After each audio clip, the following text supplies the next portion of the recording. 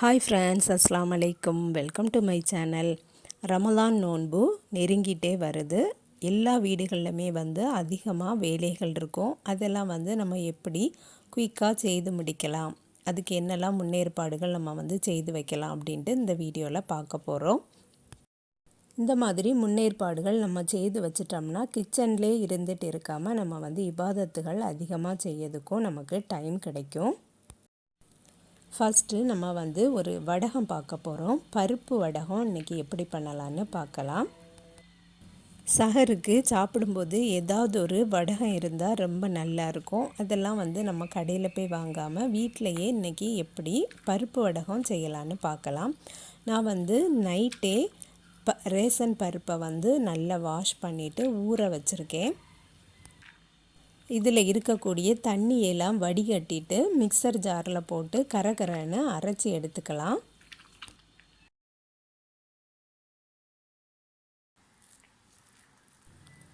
எல்லா பருப்பையுமே அரைச்சாச்சு. இந்த மாதிரி தான் அரைக்கணும், தண்ணி விட்டுலாம் அரைக்கக்கூடாது. அதுக்கப்புறம் ஒவ்வொரு இன்க்ரீடியன்ஸாக போட்டுடலாம். சின்ன வெங்காயம் பொடியாக கட் பண்ணி ஆட் பண்ணியிருக்கேன். அதுக்கப்புறம் பொடியாக கட் பண்ணின மல்லிக்கீரையும் ஆட் பண்ணிடலாம். பொடியாக கட் பண்ணின கறிவேப்பிலையும் ஆட் பண்ணலாம்.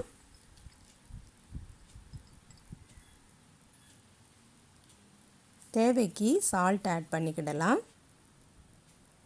அதுக்கப்புறம் 1 டீஸ்பூன் வத்தல் தூள் ஆட் பண்ணியிருக்கேன். ஒரு அரை டீஸ்பூன் ஜீரகத்தூளும் ஆட் பண்ணிவிட்டு நல்லா மிக்ஸ் பண்ணி விட்டுக்கலாம். சின்ன வெங்காயம் அதிகமாக போட்டுட்டோம்னா இந்த வடகம் பொரிக்கும்போது நல்ல ஒரு ப்ரௌன் கலரில் வந்துடும். அதனால தான் நான் குறைவாக போட்டிருக்கேன். நல்லா மிக்ஸ் பண்ணியாச்சு. இந்த மாதிரி சின்ன சின்ன உருண்டையாக எடுத்து உங்களுக்கு என்ன ஷேப்பில் வேணுமோ அந்த ஷேப்பில் வெயிலில் போட்டு நல்லா காய வச்சு டப்பாவில் ஸ்டோர் பண்ணி வச்சிட்டோம்னா தேவைப்படும் போது எடுத்து நம்ம பொரிச்சுக்கிடலாம். நெக்ஸ்ட்டு டிப்பு இந்த மாதிரி மசாலா ஐட்டங்கள் எல்லாமும் நம்ம ஸ்டோர் பண்ணி வச்சிடலாம். அதுக்கப்புறம் சீரகம் எடுத்து நம்மளே வீட்டிலையே மிக்சர் ஜாரில் போட்டு பொடிச்சு எடுத்து வச்சுக்கிடலாம். இதே போல் நல்ல மிளகும் பொடிச்சு எடுத்து வச்சுக்கிடலாம். அதுக்கப்புறம் பருப்பு வைக்கிறதுக்கு இந்த மாதிரி சிறுபைத்தம் பருப்பை வறுத்து ஸ்டோர் பண்ணி வச்சிடலாம். அதே போல் இந்த பொட்டுக்கடலையும் நான் வறுத்து தான் ஸ்டோர் பண்ணி வச்சுருப்பேன். அதையும் வறுத்து எடுத்தாச்சு. அதுக்கப்புறம் இஞ்சி பூண்டு பேஸ்ட்டும் அரைச்சி எடுத்து வச்சுக்கிடலாம். நெக்ஸ்ட்டு நமக்கு அதிகமாக தேவைப்படக்கூடியது ஊறுகாய் தான். அதனால் ஒவ்வொரு ஊறுகாய் நம்ம போட்டுட்டோம்னா அதையும் பாட்டிலில் ஸ்டோர் பண்ணி வச்சிடலாம். இது அடமாங்காய் ஊறுகாய், அதையும் போட்டாச்சு. இதையும் ஸ்டோர் பண்ணி வச்சிடலாம். 2-3 டைப் ஊறுகாய் இருக்கிறதுனால நான் எல்லாமே கொஞ்சம் கொஞ்சம் தான் போட்டிருக்கேன். அதுக்கப்புறம் இது லெமன் பிக்கிள் கொஞ்சம் போட்டிருக்கேன். அதையும் எடுத்து வச்சாச்சு.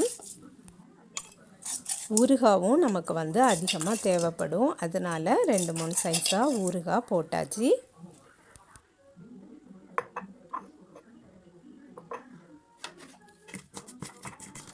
இது என்னன்னு பார்த்தீங்கன்னா நெல்லிக்காய் துவையல், அதையும் அரைச்சி ஸ்டோர் பண்ணியாச்சு.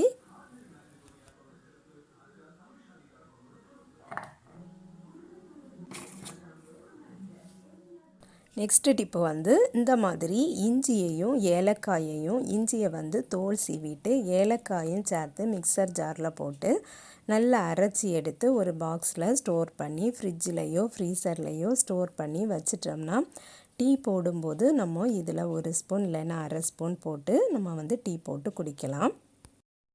நெக்ஸ்ட்டு கரம் மசாலாவும் ரெடி பண்ணி வச்சிடலாம். இந்த மாதிரி குவான்டிட்டியில் எல்லாமே எடுத்துட்டு நல்லா வறுத்துட்டு பொடி பண்ணி எடுத்து வச்சுக்கிடலாம். கண்ணாடி பாட்டிலில் ஸ்டோர் பண்ணி வச்சிடலாம். நெக்ஸ்ட்டு கடல் பாசி அதிகமாக தேவைப்படும். இந்த கடல் பாசியை நம்ம அந்த நேரம் ஊற போட்டு தான் அதிகமாக குக் பண்ணுவோம். இதை நம்ம இப்போவே எடுத்து மிக்சர் ஜாரில் போட்டு பவுடர் பண்ணி எடுத்து வச்சிட்டோம்னா சீக்கிரமாக இந்த கடல் பாசி மெல்ட் ஆயிரும். கடல் பாசி காய்ச்சும்போது ரொம்பவே ஈஸியாக இருக்கும் இப்படி செய்து வச்சிட்டோம்னா. வத்தல் தூள், மல்லித்தூள், சோம்புத்தூள் இதெல்லாமும் நமக்கு வந்து அதிகமாக தேவைப்படும். அதனால் இதையும் நம்ம வந்து காய போட்டு பவுடர் பண்ணி எடுத்து வச்சுக்கலாம். நான் வந்து இன்றைக்கி இதை ஒரு பேனில் போட்டு அடுப்பில் வச்சு தான் கொஞ்சமாக ஆயில் விட்டுட்டு கறிவேப்பிலையும் ஒரு கொத்து போட்டு இதை வந்து நல்லா வறுத்துட்டு மிஷினில் கொடுத்தே நான் வந்து பவுடர் பண்ணி எடுத்துக்க போகிறேன்.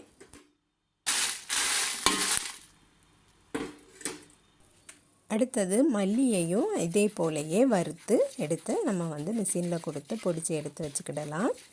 கறிவேப்பிலை போடும்போது நல்ல ஒரு ஃப்ளேவராக இருக்கும். ஆனால் நிறையவும் போட வேண்டாம், ஒரு கொத்து போட்டால் போதும். மிஷினில் கொடுத்து பொடிச்சு வாங்கியாச்சு. இதை வந்து ஒரு கவரில் வச்சே ஸ்டோர் பண்ணி வச்சுக்கலாம். நம்ம தேவைப்படும் போது கொஞ்சம் கொஞ்சமாக எடுத்துக்கலாம். அடுத்தது நம்ம வந்து அதிகமாக தேவைப்படக்கூடியது வந்து சிக்கன் பொரிப்போம், மட்டன் பொரிப்போம், பீஃப் பொரிப்போம். அதுக்கப்புறம் ஃபிஷ் பொரிக்கதா இருந்தால் கூட இந்த மாதிரி ஒரு மசாலா ரெடி பண்ணி வச்சிட்டோம்னா இதில் இருந்து 1 டீஸ்பூன் அந்த மாதிரி போட்டுக்கிடலாம். 4 டீஸ்பூன் வத்தல் தூள் போட்டிருக்கேன். அதுக்கப்புறம் வந்து 2 டீஸ்பூன் வந்து சோம்புத்தூள் ஆட் பண்ணிக்கிடலாம். அதுக்கப்புறம் கொஞ்சமாக மஞ்சத்தூளும் சேர்த்துக்கிடலாம். அதுக்கப்புறம் 1 டீஸ்பூன் மல்லித்தூளும் சேர்த்துக்கிடலாம். 1 டீஸ்பூன் கார்ன்ஃப்ளவரும் ஆட் பண்ணிக்கிடலாம். 1 டீஸ்பூன் கடலை மாவும் சேர்த்துக்கிடலாம். இதை நல்லா மிக்ஸ் பண்ணி ஒரு பாட்டிலில் ஸ்டோர் பண்ணி வச்சுக்கிடலாம். நிறைய வேணும்னா குவான்டிட்டியை அதிகமாக எல்லாத்துலேயுமே கூட்டிக்கிடணும். எல்லா டிப்ஸும் உங்களுக்கு பிடிச்சிருக்கும்னு நம்புகிறேன்.